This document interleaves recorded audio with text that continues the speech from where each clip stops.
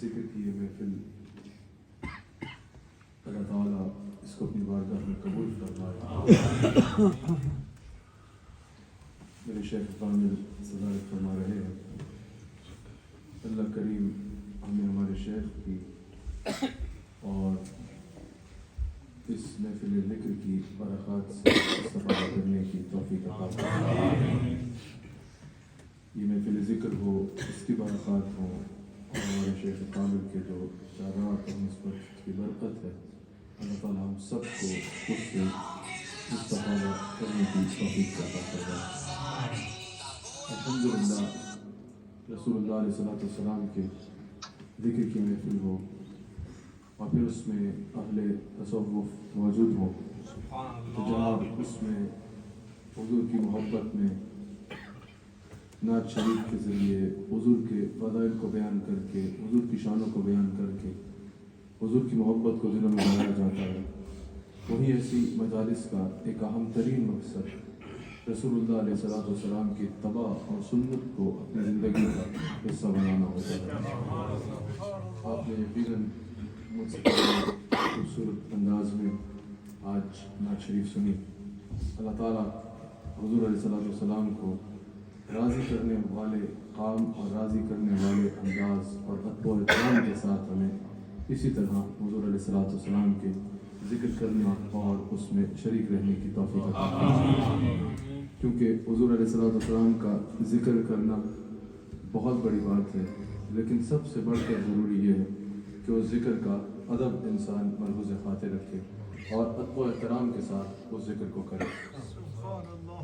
وہ میں نے آپ کو پچھلے دنوں شاید آپ کو تو نہیں، مختلف شہر تھا، کسی شہر میں یہ واقعہ سنایا تھا کہ وہ ایک نوجوان تھا، بلکہ بچہ تھا ایک اسکول میں. تو اس کے استاد نے اس سے کہا کہ ہمارے نبی صلی اللہ علیہ وسلم کا اسم گرامی کیا ہے؟ وہ چپ رہا. پھر اس نے پوچھا کہ ہمارے نبی صلی اللہ علیہ وسلم کا نام کیا ہے، اسم گرامی کیا ہے؟ وہ خاموش رہا. جب 2-3 بار استاد نے پوچھا تو استاد نے بھری جماعت میں، بھری کلاس کے سامنے اس کو شدید ڈانٹ لگا دی. تم عجیب بچے ہو، دنیا کی ساری باتیں پتہ ہیں، دنیا کے سارے معاملات پتہ ہیں، تمہیں رسول اللہ علیہ السلام کے اسم گرامی کا نہیں پتہ، ہمارے نبی کے نام کا نہیں پتہ. اتنے میں ہو گیا وقفہ. جو بریک ہوتی ہے نا، 20-25 منٹ کا وقفہ ہوا. وقفے کے بعد وہ بچہ کلاس میں آیا اور استاد کو مخاطب کر کے کہتا ہے کہ اب مجھ سے پوچھ لیجیے. اس نے کہا بتاؤ حضور علیہ السلام کا اسم گرامی کیا ہے؟ وہ کھڑا ہوا، اس نے ہاتھ باندھے، حضور کے 99 نام اس کو سنا دیے. 99 جو حضور کی شان، حضور کی صفات اللہ نے عطا فرمائی ہے، وہ سب کی سب اس نے استاد کو سنا دی. استاد نے کہا تمہیں بریک سے پہلے حضور کا مبارک کا جو اسم گرامی ہے وہ بتانا مشکل ہو رہا تھا، اور اب تم نے حضور کے 99 عام شان حضور کی صفات جو ہے وہ اس طرح ایک ساتھ گنوا دی، ایک ساتھ بتا دیے. 20 منٹ میں تم نے یہ کیسے یاد کیا؟ کہا بات یہ نہیں ہے، یہ تو مجھے بچپن سے یاد ہے. کہا یاد ہے تو بتایا کیوں نہیں؟ کہا میں نے بغیر وضو کبھی حضور علیہ السلام بغیر وضو کے اپنے آقا علیہ السلام کا اسم گرامی کیا. یہ ادب ہے حضور علیہ السلام کا ذکر کرنے کا. یاد رکھیے گا، حضور علیہ السلام کی بات کرتے وقت، حضور علیہ السلام کا ذکر کرتے وقت سب سے زیادہ جو چیز ملحوظ رکھنی چاہیے وہ حضور کی ذات کا، حضور علیہ السلام کے ذکر کا ادب ہے، جس کو ملحوظ رکھ کے بات کو کرنا چاہیے. میں گزشتہ دنوں بھی بات کر رہا تھا کہ یا تو بات ہو نا کہ دنیا کے اغراض، تو پھر تو انسان جو دلائے کرے، لیکن اگر غرض یہ ہے کہ اللہ راضی ہو جائے، رسول اللہ علیہ السلام راضی ہو جائے، تو یاد رکھنا حضور علیہ السلام کا ادب کرنا انتہا سے زیادہ ضروری ہے. یہ ایک بارگاہ ہے جس کا ادب اللہ تعالیٰ خود سکھاتا ہے. اگر ایک لفظ بار بار بولا جا رہا ہو، صحیح لوگ صحیح لفظ بول رہے ہوں، لیکن غلط لوگ بیچ میں بیٹھ کے اس لفظ کا ناجائز فائدہ اٹھا رہے ہوں اور اس کو کھینچ کے اس کا مفہوم غلط نکال کے بول رہے ہوں، اللہ تعالیٰ خود آداب سکھاتا ہے. یا ایھا الذین آمنوا لا تقولوا رائنا وقولوا انظرنا. اے میرے حبیب علیہ السلام کے دربار میں بیٹھنے والے صاحب ایمان لوگوں، رسول اللہ علیہ السلام کی بارگاہ میں لفظ رائنا کا استعمال نہ کرنا. پھر آداب بھی سکھاتا ہے، اگر کچھ پوچھنا ہو تو ادب سے ہاتھ باندھنا اور کہنا انظرنا یا رسول اللہ.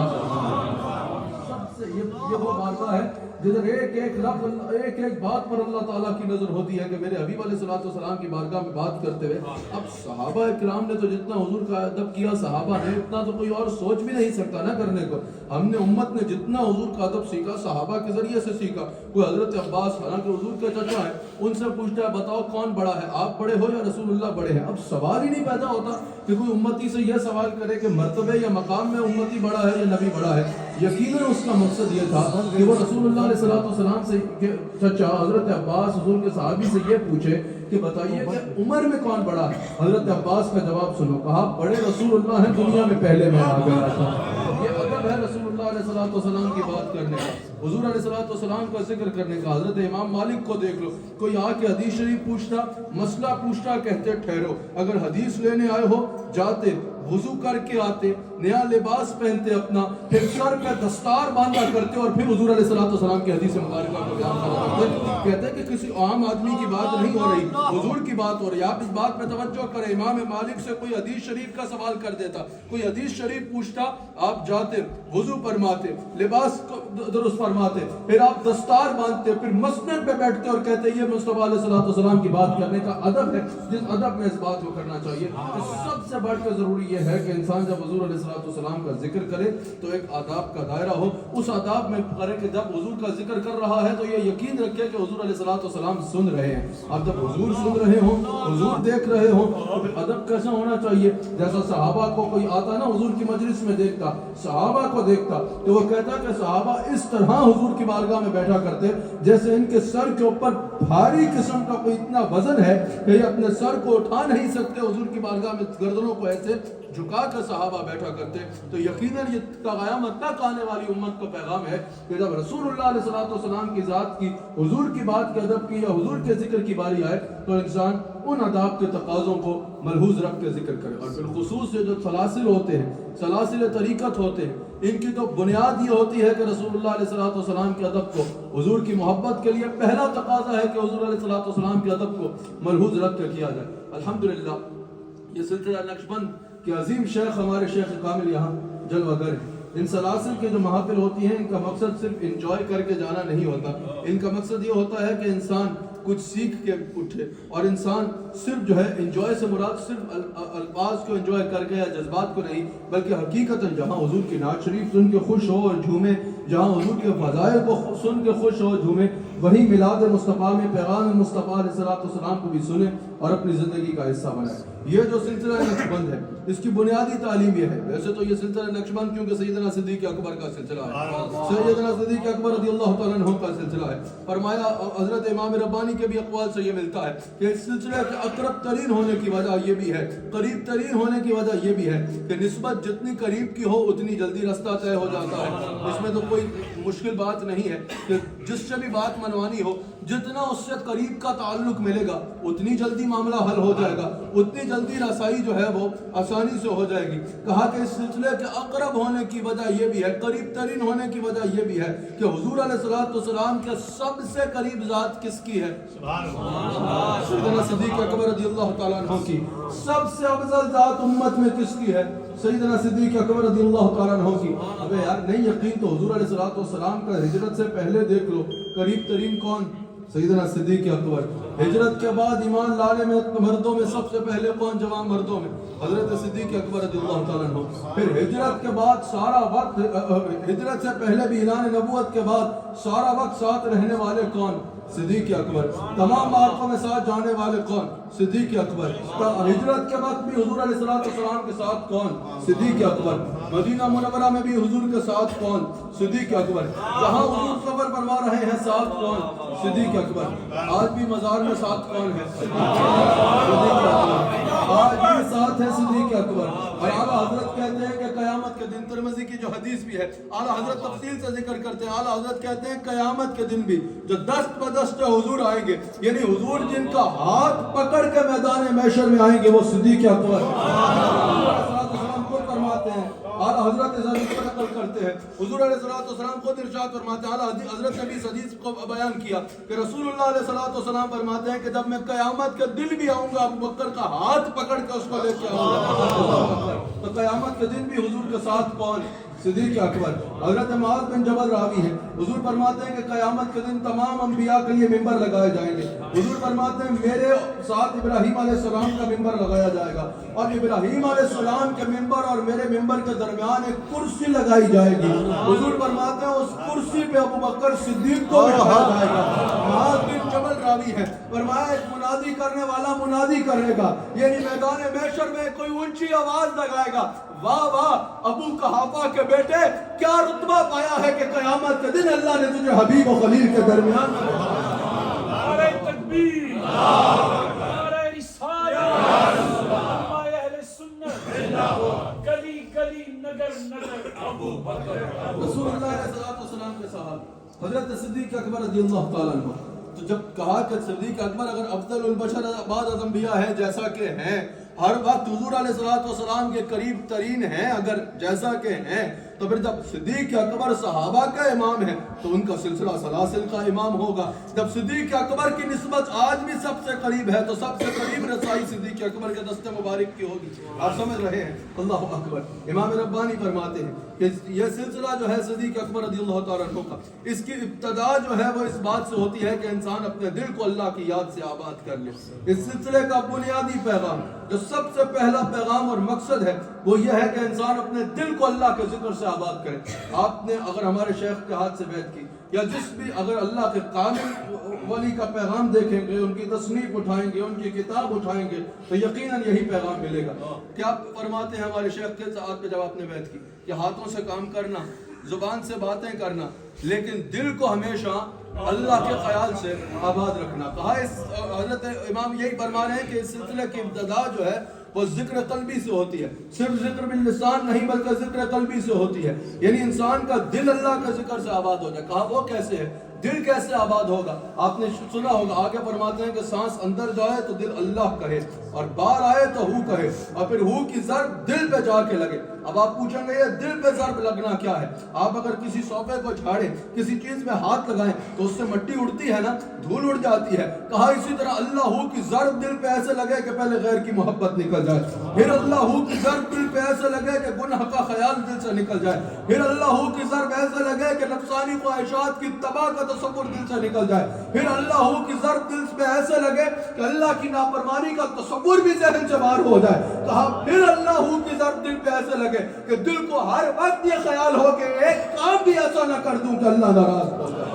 हर वक्त दिल ये ख्याल में रहे कि अल्लाह देख रहा है, हर वक्त दिल पे ये ख्याल गालिब रहे कि मेरा रब मुझे देख रहा है। कहा जब यह ख्याल तुम्हारे पे गालिब होगा तब तुम सिलसिले के फैजान को कमा हक़्क़ुहु पा सकोगे, वहां पर तुम्हें जज्बे रब्बानी मिले, जज्बे रब्बानी मिले। अब जब सिर्फ ये नहीं होता कि इंसान को एक मजलिस में जो है वो ऐसा हाल पड़ जाए और फिर बाहर निकले तो अपनी खबर भी नहीं है, जैसे ही मजलिस में आए तो ऐसा जाकिर हो कि लग रहा हो कि भाई इससे ज्यादा तो कोई इस मंजिल पे फाइज नहीं होगा, लेकिन जैसे ही बाहर जाए तो बात खत्म नहीं।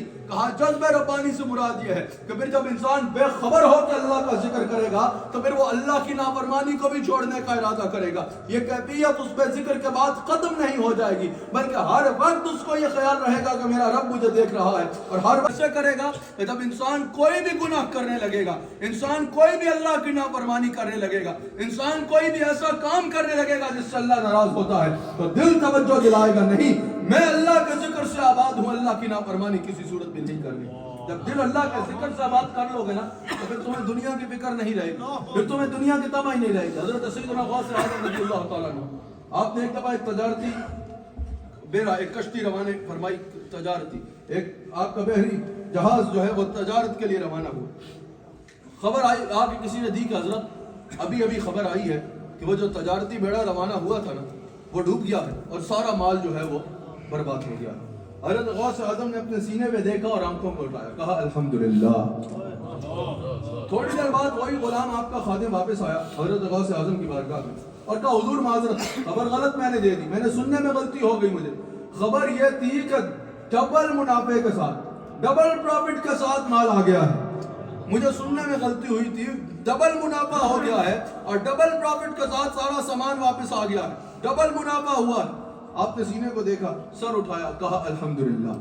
साथ बैठे ने पूछा हजरत पहले खबर मिली कि सारा बेड़ा गर्क हो गया, आपने कहा अल्हम्दुलिल्लाह। फिर उसने आके बताया मुझे सुनने में गलती हुई थी, खबर तो ये मिली है कि डबल फायदा हो के सामान वापस आ गया है, डबल फायदा हुआ है माल को। آپ نے سینے کو دیکھا اور کہا الحمدللہ. یہ کیا بات ہے؟ آپ نے کہا جب پہلی خبر آئی نا تو میں نے کہ سارا سامان ڈوب گیا ہے، میں نے دل سے پوچھا، دل نے کہا عبد القادر ہمیں کوئی غم نہیں ہے، ہم اللہ کی یاد میں اتنے مضبوط ہیں. اور کہا کہ جب پھر یہ خبر آئی کہ ڈبل فائدہ ہوا، پھر ہم نے دل کو دیکھا. غوث اعظم فرماتے ہیں، غوث اعظم نے کہا عبد القادر کے دل سے ایک جگہ بھی مال کی ہوس نظر نہ آئی. دل سے آواز آئی کہ اللہ کا شکر اللہ نے دیا، لیکن ہمیں تو اللہ کی یاد سے فرصت ہی نہیں ہے. دل اللہ کی یاد سے آباد ہوگا تو ایسے ہوگا. اس لیے غوث اعظم کہتے ہیں اپنے بدن کو اس کے قریب لے کے جاؤ جو تمہارے دل کو اللہ کے قریب کر دے. اللہ اکبر. اس سلسلے کی بنیاد ہے، یہی وجہ ہے کہ سلسلہ عالیہ نقشبند میں کوئی بھی مادی وسائل کے ذریعے روح کو سکون نہیں دیا جاتا. سلسلہ جو نقشبند ہے اس میں روح کے سکون کے لیے مادی وسائل کا استعمال نہیں کیا جاتا. اس میں کوئی روح کے سکون کا پوچھے، دل کے سکون کا پوچھے، کسی بھی اعتبار سے سکون کا پوچھے تو اس کو مادی وسائل کے ذریعے اللہ کے قریب ہونے کا رستہ نہیں بتایا جاتا، بلکہ اس کو کہا جاتا ہے اگر سکون چاہیے تو الا بذکر اللہ تطمئن القلوب، اللہ کا ذکر کرو، اللہ کا ذکر تمہارے دلوں کو سکون. اللہ اکبر. یہ سلسلے کا بنیادی پیغام ہے. اللہ اکبر. یہی وجہ ہے کہ اس سلسلے میں مراقبے کی خاص تلقین کی جاتی ہے. جتنے حضرات یہاں پر بیٹھو، مراقبہ اپنی زندگی کا حصہ ضرور بناؤ. مراقبہ کیا ہے؟ اللہ اکبر. دنیا کے خیال سے بے خبر ہو کے، دن کا کوئی بھی وقت ہو تو اچھا ہے، لیکن اگر وقت تہجد ہو تو سونے پہ سہاگا ہے. اللہ اکبر. مسجد میں ہو یا اپنے گھر کے کسی ایسے کونے میں ہو جہاں اللہ اور اس کے رسول کے سوا کسی کو خبر نہ ہو، صرف اللہ کو خبر ہو اور اس کے رسول صلی اللہ علیہ وآلہ وسلم کو خبر ہو. دنیا سے بے خبر ہو کے انسان دنیا سے چھپ کے، کہا نا لوگوں نے کہ اگر ہم اخلاص چاہتے ہیں، ابھی عمران صاحب سے ذکر ہو رہا تھا گاڑی میں، وہ صحابہ نے حضور علیہ السلام نے صحابہ سے فرمایا شرک اصغر سے بچو. صحابہ نے عرض کیا یا رسول اللہ شرک اصغر کہا ہے، کیا ہے؟ حضور نے فرمایا ریاکاری، شو آف، جو اپنے اعمال کا اور ان چیزوں کا شو آف ہے، یہ شرک اصغر ہے، اس سے بچا جائے. صوفیاء سے اگر کوئی پوچھے نا کہ بتائیے ریاکاری، کہیں نہ کہیں تو اعمال کرتے ہوئے انسان کے دل میں یہ خیال آ ہی جاتا ہے کہ فلاں دیکھ رہا ہے اچھا سمجھے گا، یا فلاں نے دیکھ لیا چلو اچھا ہے. انسان نہ بھی چاہے تو کبھی نہ کبھی شو آف کا، ریاکاری کا خیال تو دل میں آ جاتا ہے نا. اگر ہم چاہیں کہ یہ خیال بھی نہ آئے تو کیا کریں؟ صوفیاء کہتے ہیں پھر ایسا کرو جیسے لوگ اپنے گناہ کر کے لوگوں سے چھپاتے ہیں نا، تم نیکی کر کے لوگوں سے چھپانے کی کوشش کرو. لوگ یہ برا سمجھتے ہیں کہ ہمارے گناہوں کو کسی کی خبر نہ ہو جائے. تم اللہ کو راضی کرنے والا ہر کام کرو، ہر نیکی کرو، اور کوشش کرو کہ جس طرح تم لوگ گناہوں کو چھپاتے ہیں، تم نیکیاں کر کے چھپاؤ کہ میری نیکیوں میں اللہ اور اس کے رسول کے سوا اور کوئی گواہ نہیں. ریاکاری کا تصور بھی ختم ہو جائے، شو آف کا تصور بھی ختم ہو جائے. کیونکہ صوفیاء کہتے ہیں کہ جو کام کرو گے اللہ کی رضا کی خاطر، مخلوق سے اس کی واہ واہ بلے بلے کی توقع نہ رکھنا، اور جو کام کرو گے لوگوں میں شو آف کرنے کے لیے، اللہ سے اس کے اجر کی توقع نہ رکھنا. یہ وجہ ہے کام مراقبے کی تلقین کی. کیا ہے؟ چھپ کے کونے میں بیٹھ جاؤ دنیا سے. اللہ اکبر. پھر آنکھوں کو بند کرو، ذہن کو ہر خیال سے پاک کر لو، ہر خیال سے اپنا ذہن پاک کر لو. نہ یہ خیال ہو کہ مجھے دنیا کی فلاں نعمت مل جائے، پیسہ مل جائے، مال مل جائے. نہ یہ نعمت. اس وقت جب اللہ کے حضور حاضر ہو تو دنیا لینے کے لیے نہ جاؤ، اللہ سے اللہ کا قرب مانگنے کے لیے جاؤ. دنیا بھی اللہ سے ہی مانگنی ہے، اللہ سے نہیں مانگنا تو کس سے مانگنا ہے؟ لیکن اس وقت اللہ سے خالصتاً اس کی محبت میں، اس کی بارگاہ میں حاضر ہو. کوئی اور خیال نہ ہو، یا اللہ کا تصور ہو یا رسول اللہ صلی اللہ علیہ وآلہ وسلم کا تصور ہو.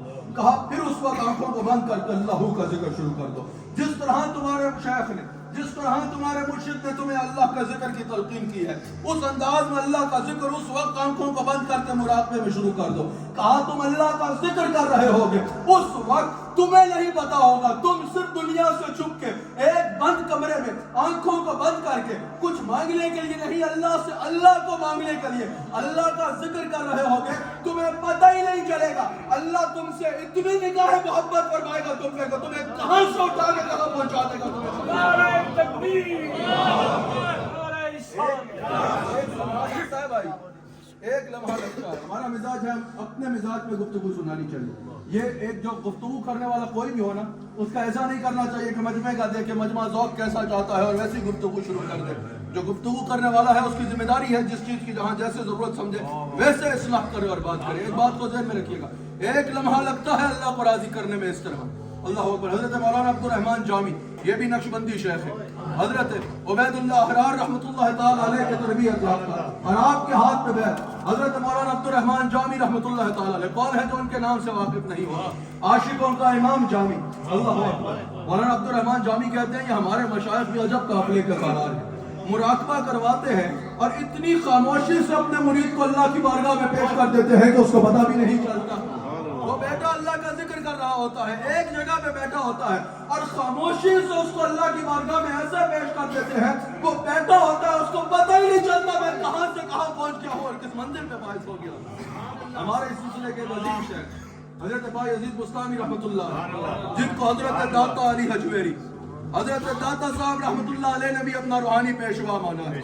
हजरत भाई अजीज बुस्तामी रहमतुल्लाह अलैह को ये वो नक्शबंदी शेख हैं जिनको दाता साहब भी फरमाते हैं कि मैंने उनकी कब्र से रूहानी तौर पे इस्तेफादा किया है। अल्लाह अकबर।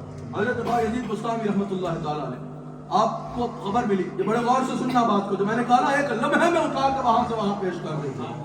आपको खबर मिली कि हमारे इलाके में एक फाहिशा औरत आई है, उसकी वजह से जो है सारा इलाका जो है वो गुनाह की तरफ राग़िब हो रहा है। आपने फरमाया बताओ उस औरत का मकाम किधर? अच्छा तुसी एक्सपेरिमेंट नहीं करना, वो अल्लाह के कामिलीन में शामिल थे जिनकी निगाह में भी वो तासीर थी कि लोगों की तकदीर बदल देते थे। मतलब कल तुसी भी एक्सपेरिमेंट करें तो ना उन सूफियात के पास, और वो है भी कि उनको पता है कि हमारे किसी मकाम पे भी हमने अल्लाह की नाफरमानी नहीं करनी। अल्लाह अकबर। आपने पूछा कि बताओ उसका मकाम कहाँ है? मैंने बोल दिया ताकि लोगों को जहन में पहले से बात मौजूद हो। आपने फरमाया कि बताओ उसका मकाम कहाँ है? कहा फला मकाम है। आप उसके मकाम पे चले। आपने फरमाया खातून तेरी कितनी कीमत है? उसने बताया मेरी ये कीमत है। आपने कीमत अदा की। आपने कहा जाओ पाक लिबास पहन के पाक साफ हो। वो गई पाक लिबास पहन के पाक साफ हो के। आपने फरमाया अब यहाँ कपड़ा बिछाओ और सजदा रेज हो जाओ। उसने कहा बाबा यहाँ लोग इस काम के लिए नहीं आते। आपने फरमाया मैंने तुम्हारी कीमत अदा की, जो कहा वो करो। उसने कपड़ा बिछाया और सजदे में गिर गई। वहां वो सजदे में गई, यहाँ भाई अजीज बुस्तामी ने हाथ उठाया, कहा या अल्लाह ज़ाहिर बदलना मेरे इख्तियार में था, दिल बदलना तेरे इख्तियार में। जहां तक मैं कर सकता था मैंने कर दिया, ज़ाहिर को यहाँ तक लाना मेरे इख्तियार में था, मैंने कर दिया। दिलों का बादशाह तो या अल्लाह तू है। आपको पता है क्या हुआ? एक लम्हे में उस औरत को तौबा की तौफीक मिली, वो तायब हो गई। सिर्फ तायब नहीं हुई, एक लम्हे वो मकाम वलायत में फाइज हो गई। सिर्फ मकाम वलायत में फाइज नहीं हुई, सूफिया कहते हैं 7 जनरेशंस तक उसकी जनरेशन में अल्लाह के मादरदार वली पैदा होते हैं। समझ आ गई? ये नहीं है कि मैं टिश्यू को उठा के यहाँ ठहरा दूं तो कहूं देखो देखो निगाह वली में वो तासीर देखी, बदलती हजारों की तकदीर होती, मैं बड़ा बहुत बड़ा वली बन गया हूँ और खुद ही अपने कसीदे कहने की तरह सर्कस में नाचना शुरू कर दूं। ना ना ना ना, ये औलिया का काम नहीं है, ये अल्लाह के वलियों का काम। मैं सारे ना पता है कि कौन कितु है, ये अल्लाह के वलियों का काम नहीं है। अल्लाह के वली की निगाह में ये तासीर होती है जो बायजीद बुस्तामी ने किया कि एक काहिशा औरत है, ना सिर्फ तौबा कराई बल्कि मकाम वलायत पे फाइज किया कि 7 पुश्तों तक अल्लाह का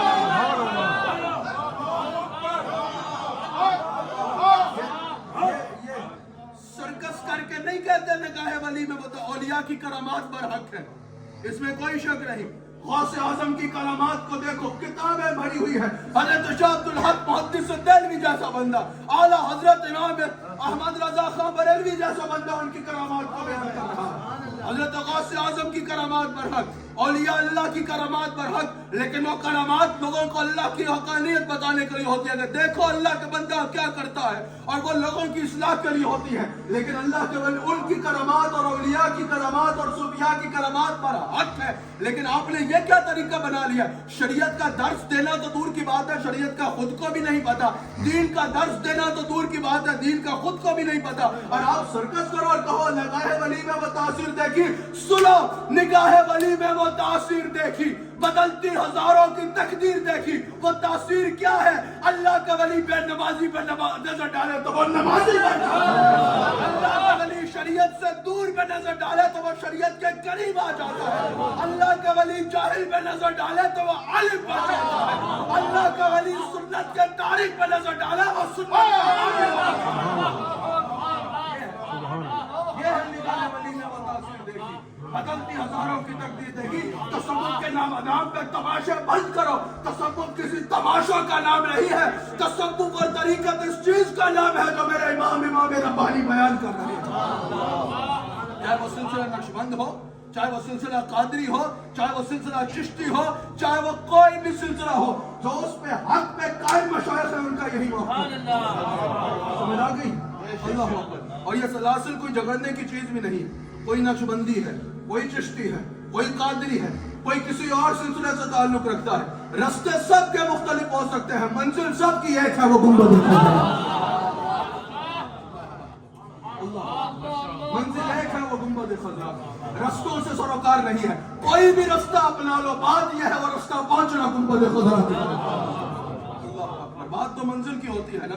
अल्लाह रसूलुल्लाह अलैहिस्सलातु वस्सलाम के गुलामों मेरी बात को गौर से सुनो, ये है निगाह वली में वो तासीर देखी। अल्लाह अकबर। फिर अल्लाह के करीब होते हैं ना, लम्हा लगता है। हजरत बिशर हाफी क्या कर रहे थे?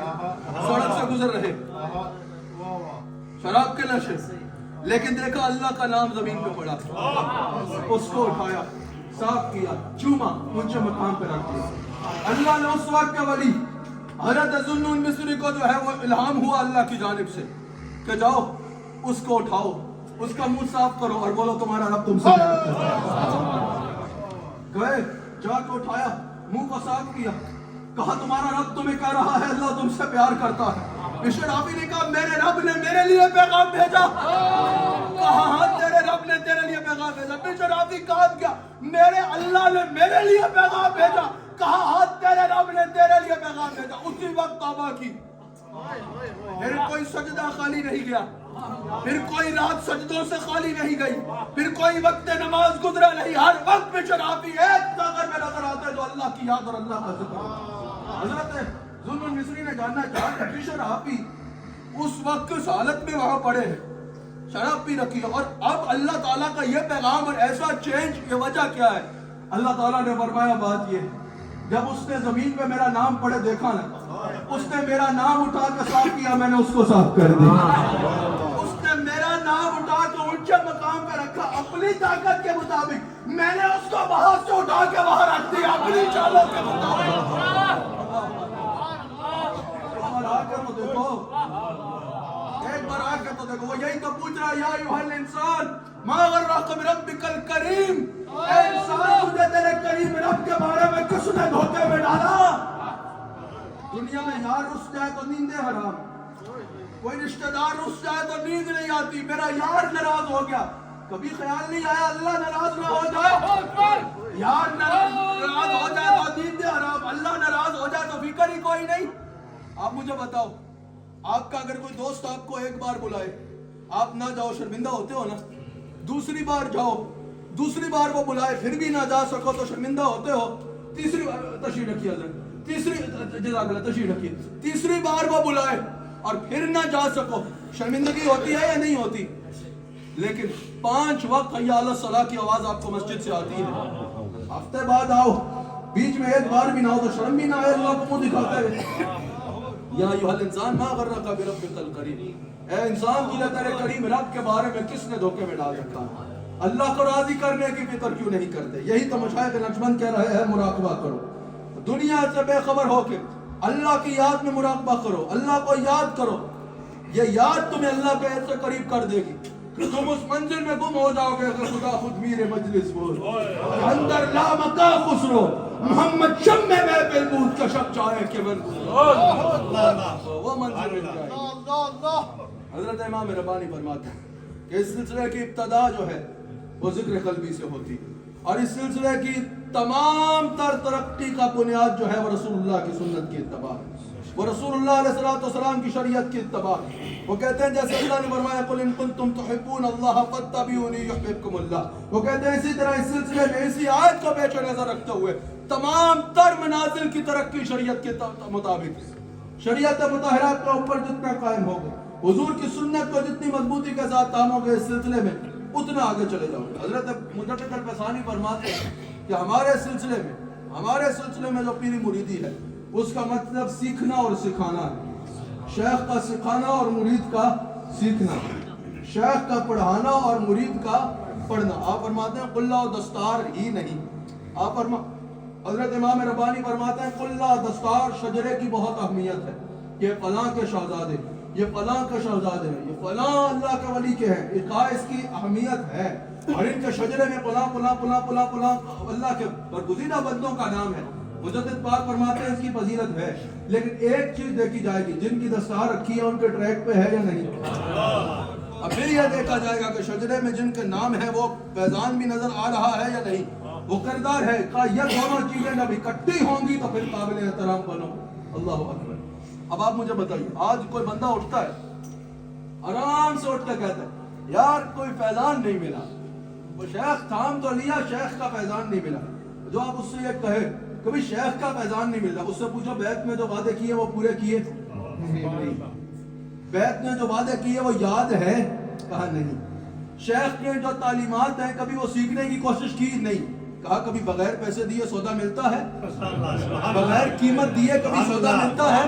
جس طرح بغیر قیمت دیے سودا نہیں ملتا، جو شیخ سے وعدے کیے ہیں نا بغیر پورے کیے فیض نہیں ملے گا. مال کی بات نہیں ہو، میں نے مثال دی ہے. جیسے بغیر قیمت دیے سودا نہیں ملتا، جو شیخ سے وعدے کیے ہیں بیعت میں وہ پورے نہیں کرو گے تو فیض کیسے ملے گا. شیخ نے جیسے زندگی گزارنے کا کہا ہے وہ گزارو گے نہیں تو فیض کیسے ملے گا. شیخ نے جو عقیدہ رکھنے کو کہا ہے وہ عقیدہ رکھو گے نہیں تو فیض کیسے ملے گا. شیخ نے جو بنیادی تعلیم دی ہے اس تعلیم پہ پورا ہی نہیں اترو گے تو فیض ملے گا کیسے. فیض تب ملے گا جب تم اس رنگ میں رنگو گے، پھر سننا بندہ مٹ جائے گا آقا پہ. وہ بندہ کیا ہے بے خبر ہو جو غلاموں سے وہ رستے پہ تو چلو. اگر سودا چاہیے تو پہلے قیمت تو دو، اور قیمت یہ ہے کہ جس طرح اللہ کی بندگی کا درس دیا ہے، جس طرح اللہ کے ذکر کا درس دیا ہے، جس طرح عقائد اور نظریات کا درس دیا ہے اس کو اپناؤ، پھر فیضان ملے گا نا. اللہ. آخری دو باتیں سن لیجیے. سب سے ضروری ہے کہ انسان اس انداز میں شیخ کی تعلیمات کو تھامے جس طرح شیخ نے تعلیمات ارشاد فرمائی ہے. اللہ اکبر. حضرت امام ربانی مجدد الفیضانی فرماتے ہیں پیر پکڑنے کا یہ مطلب نہیں ہے، شیخ پکڑنے کا یہ مطلب نہیں ہے کہ اب شریعت کا معاملہ اللہ جانے اور شیخ جانے، مرید صاحب کی چھٹی. نا نا نا نا نا. کہا شیخ اس لیے نہیں پکڑا جاتا کہ شریعت سے چھٹی مل جائے، شیخ اس لیے پکڑا جاتا ہے تاکہ شیخ شریعت پہ عمل کرنے پہ پابندی کروائے. سمجھ آ گئی؟ شیخ کا مطلب یہ نہیں ہے کہ شیخ کہے اب شریعت سے تجھے چھٹی ہے بس اب میں جانوں اللہ جانے. نا نا نا. شیخ کا مطلب یہ ہے کہ شیخ بے نمازی کو نمازی بنائے، شیخ بد اخلاق کو با اخلاق بنائے، شیخ بے کردار کو با کردار بنائے. اور اگر کوئی نمازی ہے تو اس کی تلقین کر کے تربیت کر کے اس کو مال احسان کے جواب میں جو بخاری میں موجود ہے حضور نے نماز کی کیفیت کا ارشاد فرمایا کہ یا بندہ ایسے حاضر ہو کہ وہ اللہ کو دیکھ رہا ہے، اگر ویسے نہیں تو یہ خشوع و خضوع تو ہو کہ اللہ اسے دیکھ رہا ہے. اس منزل پہ شیخ کامل پہنچایا کرتا ہے. اللہ اکبر. شیخ شریعت سے چھٹی نہیں دلاتا بلکہ شیخ تو انسان کو پکڑ کے شریعت مصطفیٰ کی طرف لے کے آتا ہے. شفاعت اولیاء پر حق ہے، جیسے بخاری میں موجود ہے کہ اللہ کا ولی جنت میں جا رہا ہوگا، دیکھے گا جہنم میں کچھ ایسے لوگ ہیں جو اس کی مجلس میں بیٹھ کے اللہ کا ذکر کرتے تھے. وہ کہیں گے ہم تیرے ساتھ بیٹھ کے اللہ کا ذکر کرتے تھے، ہم تیری مجلس میں بیٹھ کے تیرے ساتھ نمازیں پڑھا کرتے تھے. وہ اللہ کا ولی اللہ کے حضور جائے گا اور اللہ کا حضور عرض کرے گا کہ یا اللہ وہ میرے ساتھ ذکر کرتا تھا، وہ میرے ساتھ نمازیں پڑھتا تھا. اللہ تعالیٰ اس کو اختیار عطا فرمائے گا. بخاری کی حدیث کے مطابق وہ جہنم کے کنارے جائے گا، ہاتھ پکڑ پکڑ کے اس بندے کو نکال لے گا جو اس کے ساتھ بیٹھ کر اللہ کا ذکر کیا. شفاعت اولیاء پر حق ہے. اب یہاں پر اولیاء کی ایک شان بھی سن لو. وہ جو کہہ رہا ہے کہ میں تیرے ساتھ نماز پڑھتا تھا، پتہ چلا نماز پڑھتا تھا لیکن جہنم میں گیا. وہ جو کہتا ہے میں تیرے ساتھ ذکر کرتا تھا، پتہ چلا کہ ذکر کرتا تھا لیکن جہنم میں گیا. اب جہنم سے نکل آنا تھا لیکن اس وقت جہنم سے نکلنے کا باعث صرف نماز بنی، اللہ والے کی صحبت بھی بنی. دوست نے کہا کہ تیرے ساتھ ذکر کرتا تھا، اللہ والے کی صحبت بنی. یہی تو وجہ ہے کہا یک زمانہ صحبت باولیاء بے ترست سال اطاعت بیریا.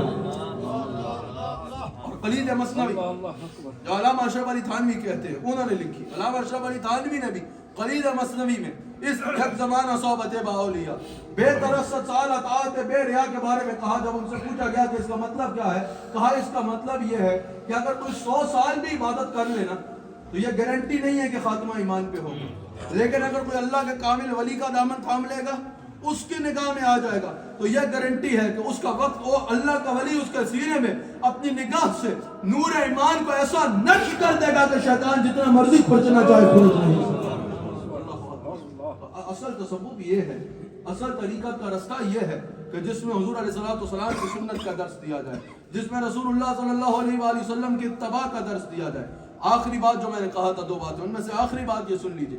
حضرت امام ربانی مجدد الفیضانی کہتے ہیں کہ تصوف میں جو مین چیزیں ہیں وہ 3 ہوتی ہیں کہ جس کے ذریعے شریعت پر کامل طور پہ انسان کو باندھا جاتا ہے شریعت کے ساتھ، یعنی کہ انسان شریعت کی مخالفت کا تصور بھی نہ کرے۔ کہا سب سے پہلا ایک شیخ کامل کا کام ہوتا ہے کہ وہ شریعت کا علم دے، پھر اس پر عمل کروائے، اور پھر اس عمل میں اخلاص لے کے آئے۔ پہلے شریعت کا علم حاصل کرے، علم ہی نہیں تو عمل کیسے کرے گا، پھر اس پر عمل کرے، اور پھر عمل اخلاص کے ساتھ کرے، یعنی اس میں ریا نہ ہو، جو عمل کرے خالصتاً اللہ کی رضا کی خاطر کرے۔ کہا ان خطوط پر تربیت کرنا ایک شیخ کامل کی ذمہ داری ہے۔ ایک شیخ کامل کی ذمہ داری ہے کہ وہ ان خطوط پر اپنے ساتھ چلنے والے کی یا اپنے ساتھ جڑنے والے کی جو ہے وہ تربیت کرے۔ یہ بہت اہم چیزیں ہیں جن کی طرف آپ کی توجہ کا ہونا ضروری ہے۔ جو بھی اپنے آپ کو یہ کہے کہ میں سلسلہ طریقت سے وابستہ ہوں، اس کو یہ تو پتا ہونا کہ طریق رستے کو کہتے ہیں، اور وہ رستہ شریعت مطہرہ ہے، وہ رستہ اتباع سنت ہے، وہ رستہ علم دین ہے، اور وہ رستہ اخلاص کا رستہ ہے، وہ رستہ عمل کا رستہ ہے، اور اس کی منزل رسول اللہ صلی اللہ علیہ وسلم کی ذات اقدس ہے۔ یہ بھی یاد رکھیے گا کہ ذکر جو ہے وہ جہاں یہ ہے کہ انسان اللہ کا ذکر زبان سے کرے، وہاں ذکر یہ بھی ہے کہ انسان کبھی بھی عمل سے اللہ کی نافرمانی نہ کرے۔ اب اللہ کی نافرمانی صرف نماز چھوڑنا، صرف روزہ چھوڑنا نہیں، بلکہ اللہ کی نافرمانی یہ بھی ہے کہ انسان لوگوں کو تکلیف دیتا پھرے۔ اللہ کو راضی کرنا چاہتے ہو تو یہ یاد رکھنا، مخلوق کے ساتھ اپنا رویہ اچھا رکھو، جو اللہ کی کریشن ہے اس کے ساتھ اپنا رویہ اور اپنا اخلاق اچھا رکھو۔ کسی انسان کو تمہاری وجہ سے تکلیف نہ پہنچے، کسی بھی انسان کو تمہاری وجہ سے کوئی نقصان نہ پہنچے، یہ اللہ تعالیٰ کے قریب ہونے کا بہترین رستہ ہوگا۔ یاد رکھنا، یہ جو اہل تصوف سے وابستہ لوگ ہوتے ہیں، جو صوفیزم سے، اللہ کے ولیوں سے، اہل تصوف سے وابستہ لوگ ہوتے ہیں، ان کی تو یہ پہچان ہوتی ہے کہ وہ کسی انسان کو تکلیف نہیں دیتے۔ آپ اللہ والوں کے دروازے پہ چلے جاؤ، آپ داتا علی حجویری رضی اللہ تعالیٰ عنہ کے مزار پہ چلے جاؤ، آپ سیدنا غوث اعظم رضی اللہ تعالیٰ عنہ کے مزار پہ چلے جاؤ، آپ حضرت امام ربانی مجدد الفیضانی کے دربار پہ چلے جاؤ، آپ حضرت بہاؤالدین نقشبند کے مزار مبارک پہ چلے جاؤ، آپ عیدگاہ میں آ کے دیکھ لو، کسی بھی جگہ پر جا کے دیکھ لو، جو اللہ کے قاملین کے مزار ہوتے ہیں ان پر اگر لنگر بانٹا جا رہا ہوتا ہے تو اس میں آپ کو مسلمان بھی بیٹھا نظر آئے گا اور غیر مسلم بھی بیٹھا نظر آئے گا، مسلمان بھی کھاتا نظر آئے گا، غیر مسلم بھی کھاتا نظر آئے گا۔ اگر کوئی اللہ والوں سے پوچھے نا کہ فلاں بندے کو کھانا دینے سے پہلے پوچھ لیں اس کا مذہب کیا ہے، تو اللہ والوں کا جواب ہوتا ہے کہ اللہ کسی کو رزق دینے سے پہلے اس کا مذہب پوچھتا ہے؟ کہ اللہ کسی کو رزق دینے سے پہلے یہ پوچھتا ہے کہ تو مسلمان ہے یا نہیں؟ جب اللہ کسی سے سوال کیے بغیر ہر ایک کو رزق دیتا ہے تو پھر اللہ کے بندوں کو بھی جب کسی کو کھانا کھلانا ہے تو اس کا مذہب پوچھے بغیر، اس کی ذات پوچھے بغیر، اس کی کاسٹ پوچھے بغیر جو بھی ضرورت مند آ جائے اس کو کھانا کھلانا ہے اور اس کی ضرورت کو پورا کرنا ہے۔ یہ جو اللہ کے ولی ہوتے ہیں، ان کے جو ماننے والے ہوتے ہیں وہ جھگڑے کرنے والے لوگ نہیں ہوتے۔ اس سے مراد یہ نہیں ہے کہ عقائد پر کمپرومائز کرتے ہیں، اپنے عقیدے پہ پختہ ہوتے ہیں، اپنے عقائد اور نظریات میں مضبوط ہوتے ہیں، اپنے بیلیف پہ جو ہے وہ مضبوطی کے ساتھ قائم ہوتے ہیں، لیکن وہ کسی کو تکلیف نہیں دیتے، وہ کسی کے لیے نقصان کا باعث نہیں بنتے، ہر ایک کے لیے امن کا، پیس کا باعث بنتے ہیں، اور ہر ایک کے لیے جو ہے وہ دنیا میں یوزفل ہوتے ہیں۔ یاد رکھیے گا، آپ جس ملک میں بھی رہتے ہو، چاہے ادھر UK میں رہتے ہو یا دنیا کے کسی کونے میں بھی اگر کوئی رہتا ہے تو اس کو یہ ذہن میں رکھنا چاہیے کہ اسلام اور رسول اللہ علیہ السلام کا نمائندہ بن کے رہے۔ اگر کوئی لوگ دہشت گردی کرتے ہیں، ایکسٹریمزم کی طرف جاتے ہیں، وہ لوگ اسلام کا نام خراب کرنے کی کوشش کر رہے ہیں، وہ لوگ اسلام کو ڈیفینڈ کرتے ہیں ایکسٹریمزم کر کے، کیونکہ اسلام کا تو دہشت گردی اور ایکسٹریمزم سے کوئی تعلق نہیں۔ اب ہم مسلمانوں کی یہ ذمہ داری بنتی ہے کہ ہم اپنا اخلاق ہر ایک کے ساتھ اچھا کریں، ہم ہر ایک کے ساتھ اچھا اخلاق رکھیں، اور ہر ایک کو اپنے کریکٹر اور جسٹر سے بھی بتائیں کہ اسلام کا ایکسٹریمزم سے تعلق نہیں ہے، اور اپنی زبان سے بھی ہر جگہ پر بتائیں کہ اسلام محبت اور پیس کا دین ہے، اس کا ایکسٹریمزم سے تعلق نہیں ہے۔ یہ بھی اہل تصوف ہی کام کرتے ہیں، اور اہل تصوف کے ماننے والوں کا بھی یہ کام ہوتا ہے۔ اللہ تعالی ہم سب کو رسول اللہ علیہ السلام کا وفادار رکھے۔ نمک حلال رکھے. جو میں نے گفتگو کی اللہ تعالیٰ مجھے بھی عمل کی توفیق عطا فرمائے اور ہم سب کو عمل کی توفیق عطا فرمائے.